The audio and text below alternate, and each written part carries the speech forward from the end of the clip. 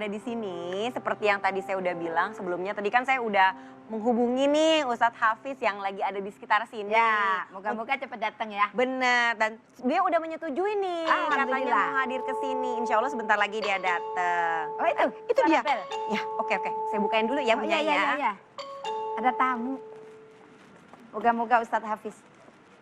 Assalamualaikum. Waalaikumsalam. Waalaikumsalam.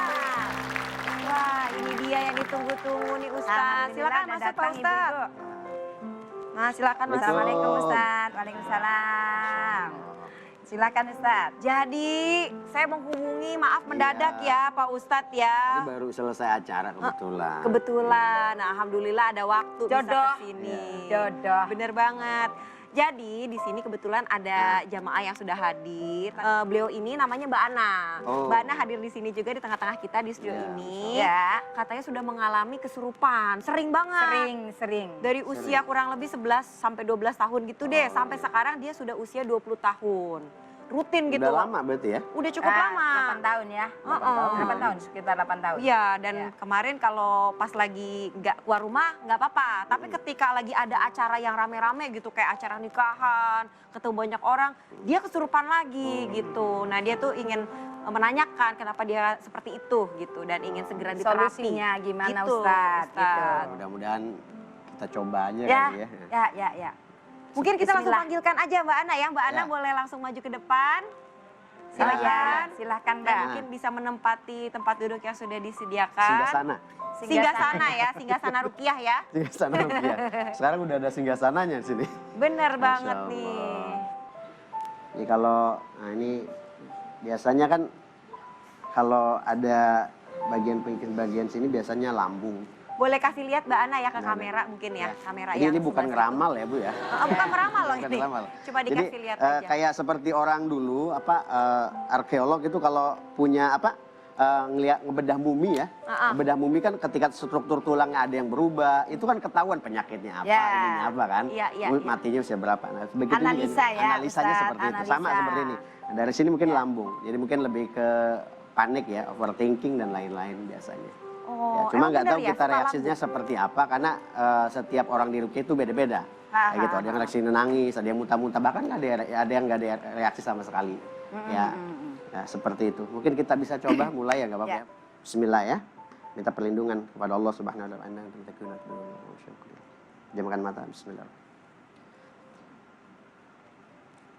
أعوذ بالله السميع العليم من الشيطان الرجيم بسم الله الرحمن الرحيم الحمد لله رب العالمين الرحمن الرحيم مالك يوم الدين إياك نعبد وإياك نستعين اهدنا الصراط المستقيم صراط الذين أنعمت عليهم غير المغضوب عليهم ولا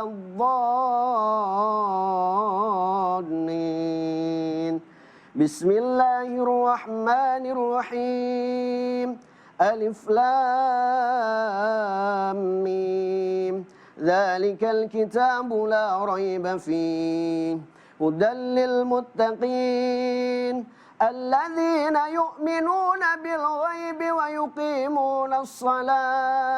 ويقيمون الصلاة ومما رزقناهم ينفقون والذين يؤمنون بما أنزل إليك وما أنزل من قبلك وبالآخرة هم يوقنون أولئك على هدى من ربهم وأولئك هم المفلحون بسم الله الرحمن الرحيم واتبعوا ما تتلو الشياطين على ملك سليمان وما كفر سليمان ولكن الشياطين كفروا يعلمون الناس السحر وما أنزل على الملكين وما أنزل على الملكين ببابل هاروت وماروت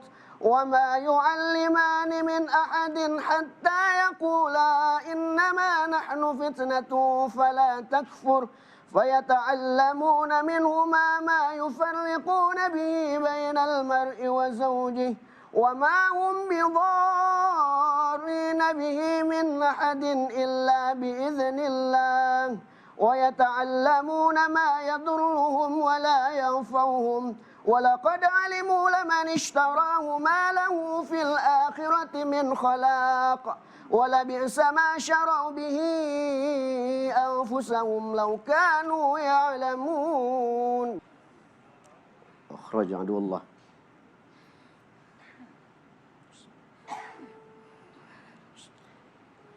ما خلقناكم عبثا وأنكم إلينا ترجعون وتعالى الله الملك الحق لا يلور بالعرش الكريم ومن يدعو مع الله إلى آخر لا برهان له به فإنما حسابه عند ربه إنه لا يفلح الكافرون وقل رب اغفر وارحم وأنت خير الراحمين والق ما في يمينك تلقف ما صنعوا إنما صنعوا كيد ساحر ولا يفلح الساحر حيث أتى بسم الله الرحمن الرحيم أفحسبتم أنما خلقناكم عبثا وأنكم إلينا لا ترجعون فتعالى الله الملك الحق لا إله رب العرش الكريم ومن يدعو مع الله إلى آخر لا برهان له به فإنما حسابه عند ربه إنه لا يفلح الكافرون وقل رب اغفر وارحم وأنت خير الراحمين بسم الله الرحمن الرحيم وألق ما في يمينك تلقف ما صنعوا إنما صنعوا كيد ساحر ولا يفلح الساحر حيث أتى أخرج عدو الله أخرج عدو الله أخرج عدو الله أخرج عدو الله بسم الله الرحمن الرحيم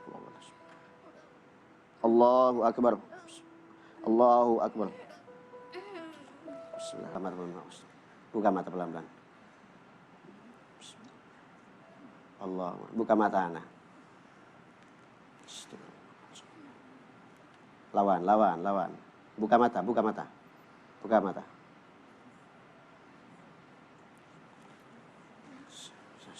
Buka matanya anak. Buka, pelan-pelan istighfar. Buka, buka, buka, buka. Tarik nafas. Buang. Baca Al-Ikhlas pelan-pelan. Baca Al-Ikhlas, Al-Falaq, An-Nas dalam hati. Tarik nafas, buang. Oke. Oke Pak Ustadz, kira-kira gimana itu? Seperti apa sih? Mungkin saya mau nanya sedikit mengenai prosesi tadi, mengenai Mbak Ana. Dari prosesi yang sudah dilakukan oleh Pak Ustadz, Pak Ustadz bisa melihat ada gangguan apa yang memang sebenarnya dialami oleh Mbak Ana ini? Ya, ini sebetulnya jin itu sendiri memanipulasi pikirannya. Oh ada jinnya berarti? Ya, karena jin itu memasuki ranah otak dan ranah kolb, hati. Jadi intinya pengaruh jin itu di dua sisi tersebut. Maka kalau kita misalnya bisa melawan mereka, insya Allah bisa. Makanya jangan biarkan, kalau kita biarkan ini biasanya dia ngoceh. Ngoceh. Jadi kalau ruqyah itu baiknya jangan biarkan dia ngoceh. Karena kenapa? Nanti kalau berlarut, itu malah terjadi sesuatu yang fatal. Dalam artian dia nggak mau keluar kayak gitu, karena dia akan menguasai dirinya. Makanya kalau mau ruqyah, baiknya kita teter dengan ayat, jangan biarkan dia berbicara sedikit kata pun. Kayak gitu kan. Mungkin Mbak Ana sendiri udah bisa menjawab? Udah, masih lemas karena menanyakan bagaimana rasanya setelah diruqyah tadi gitu. Tanggapannya sekilas aja, singkat aja. Perasaannya gimana setelah sekarang? diruqyah, apa yang dirasakan tadi? Masih gemeter sih. Ya gemeter. Gemeter. Efek habis ruqyah biasa seperti itu. Untuk pemulihannya dia butuh waktu. Oke, kalau gitu. Oke, mudah-mudahan Mbak Ana juga bisa cepat pulih. Nah, sekarang kita kasih kesempatan dulu ya Bu Nyai dan Pak Ustadz ya. Untuk ibu-ibu yang ada di sini, karena dari tadi kayaknya mukanya udah pada penasaran banget nih ya. Pengen kepo, bener nggak ibu-ibu? Langsung aja kita masuk ke Bu Nyai. Kepo deh. Oke, siapa yang kira-kira mau nanya di sini? Assalamualaikum warahmatullahi wabarakatuh. Waalaikumsalam warahmatullahi wabarakatuh. Kepo Bu Nyai. Kepo deh. Kepo apaan tuh? Mau nanya sama Bu Nyai. Ya, silakan Ibu. Saya namanya Singara. Singara. Singara. Dari Majelis Taklim. Ya. Mal Musafir. Pagelaran Ciomas Bogor, Jawa Barat. Indonesia juga. Ini saya mau cerita sedikit Bu Nyai. Ya. Suami saya kan kerjanya selalu di luar kota. Jarang pulang.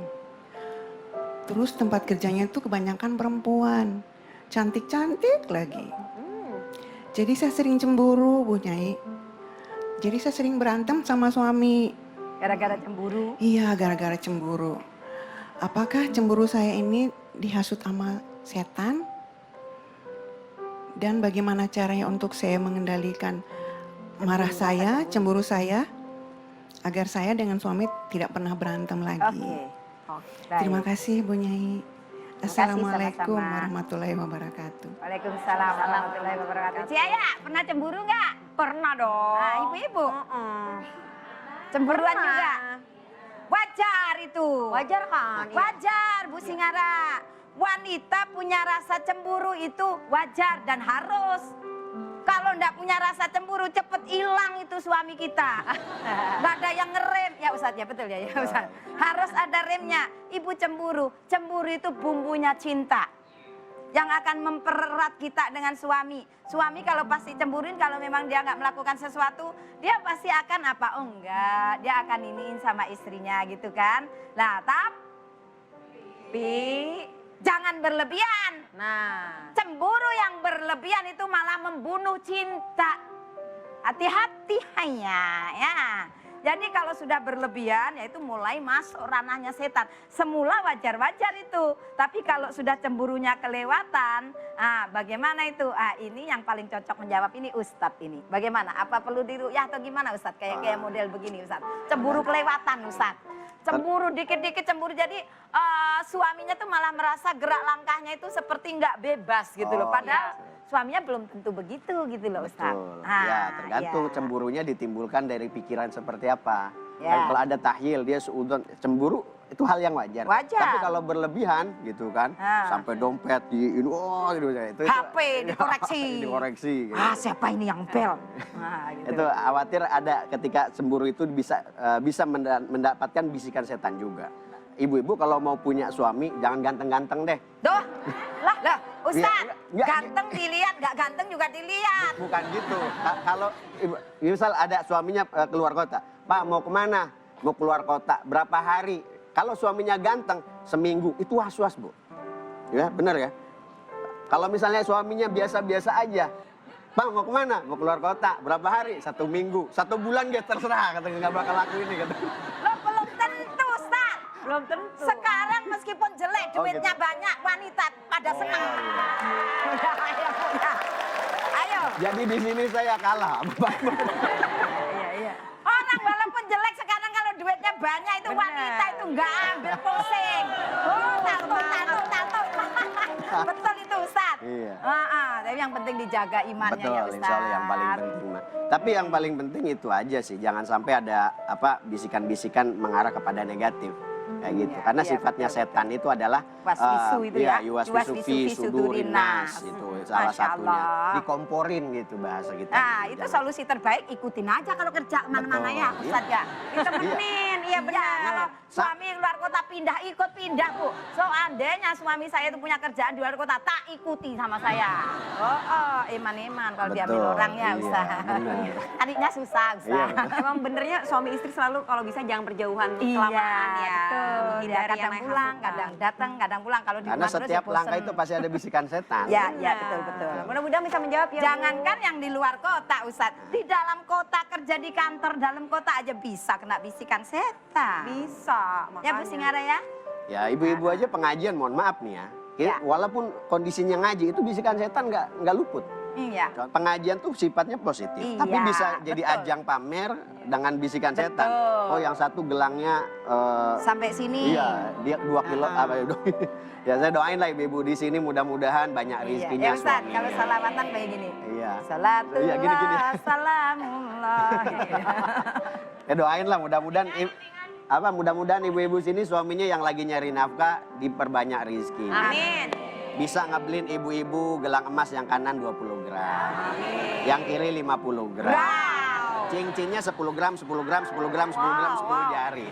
Kalungnya 70 gram. Ustaz, saya ini Gandulnya punya 50 emas 70 kilo. Oh, gitu. Wow, Mas Rudi namanya.